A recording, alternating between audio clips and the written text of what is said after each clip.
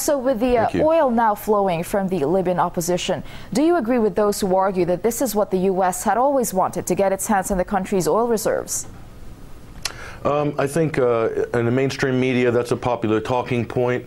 That was also a big popular talking point with the Iraq invasion. But really, if you add it up money-wise, the oil business coming out of Libya is not the main driver of this operation, of NATO's military operation in North Africa. It goes a lot deeper than that. You're seeing a total restructuring, or an attempt to restructure the state. So this is like nation building, a circus of nation building.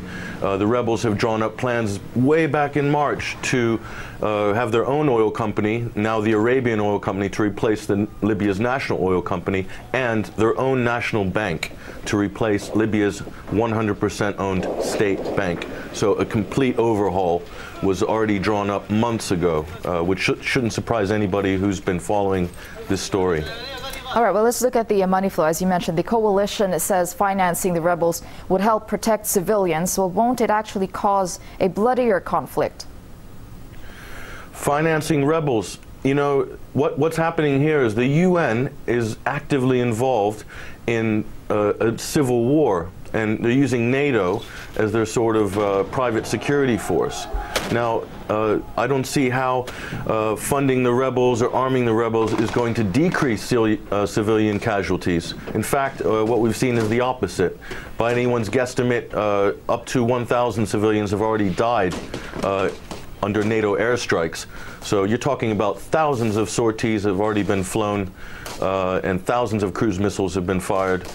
There is going to be a lot of collateral damage.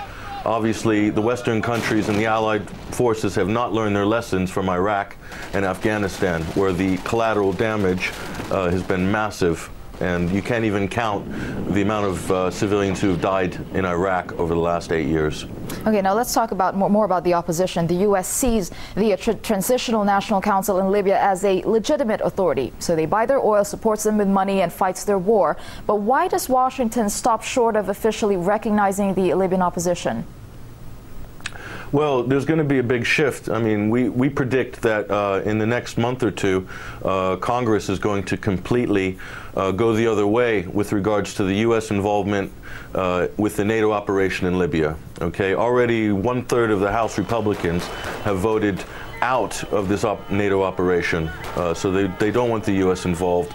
Now, there are political reasons for that, and obviously the Democrats are in power in Washington, so they're now the war administration of the day. But obviously, the same thing, the tables were turned 5 years ago with Iraq. But that said, this is not a very popular stance, this nation building. And, you know, in a few years, this is really going to come out as an illegal war. You know, the UN has absolutely no legal mandate. It doesn't jibe with the Geneva Conventions. They're actively funding, arming, providing logistical support on the ground, boots on the ground already, in military advisors from the UK, from France, from Italy, and also Cynthia McKinney, congressman from the US, reported that the Israelis also have military advisors in Benghazi.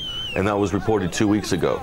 So it's a total circus, a nation-building circus. All right, just very quickly now, let's talk about the assets of the Gaddafi family. They could have billions of dollars of funds hidden in secret bank accounts if the reports are true. Now, what do you think should happen to this money? Well, I think we're getting a little bit ahead of ourselves. I mean, they're already talking about freezing the assets of Gaddafi. Well, I think a bigger question is, and your viewers should also look into this, and anybody, is that the Libyan National Bank has one of the highest per capita gold reserves of any state bank in the world. I think the only country that has a higher per capita gold reserve in bullion will be Lebanon, for the size of the country.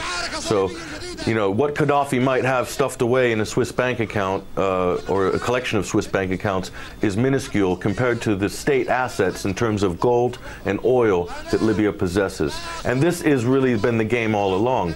You know, it's about converting this state, this nation, into a more privatized, more globalist, to come under the globalist umbrella.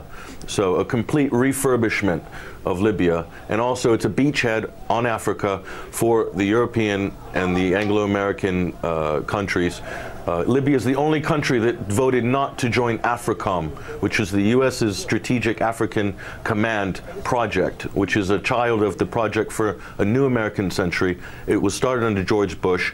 Libya did not want to be in AFRICOM, and that is one of the reasons maybe why they're getting the blunt end of the hammer from NATO right now. All right. Well, thank you very much for your insight. Writer and filmmaker Patrick Henningsen talking to us from London. Thank you.